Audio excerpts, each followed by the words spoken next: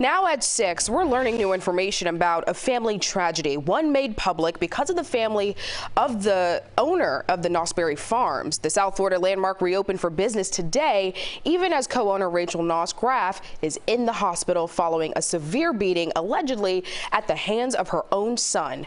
All of this, says Travis Grafe, appears in bond court today. CBS 4's Peter Dinge reports from Knaus Berry Farm in the Redland with more about the son who is charged in this case.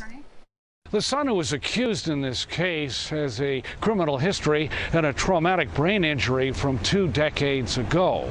His mother was taken to Jackson South Medical Center in critical condition. On Instagram, her family members said she faced a long road to recovery, but they are hopeful. Mr. Grafe, that's you? Travis Grafe appears in bond court, charged with premeditated attempted murder and aggravated battery of a person 65 years or older. Miami-Dade police say he beat his 66-year-old mother, Rachel Knaus Grafe, with a flashlight. Does he have a private attorney? Grafe's mother and aunt own Knaus Berry Farm, which is known for its famous cinnamon buns. We interviewed Rachel Grafe in October of 2021 as her store opened up for the season. Well, everybody's here. It's kind of wild. We just try to get through the day, make as many as we can. Start at 3:30, and he makes as many as we can for the day. Miami-Dade police say they found a battered Grafe lying on the ground at her home in the Redland Friday night, and she was airlifted to the hospital. An arrest report said officers located a large flashlight with apparent bloodstains next to victim number 1. Victim number 1 had multiple injuries to her head and chest.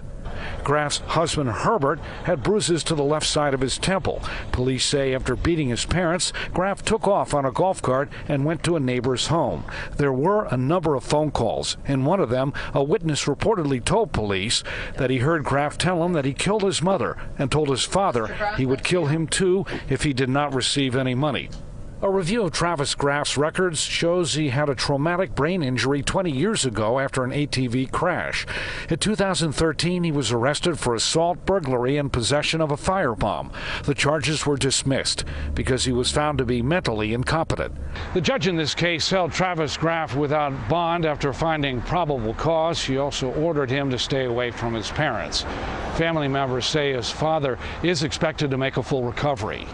In the Redland, Peter Dinge, CBS 4 News.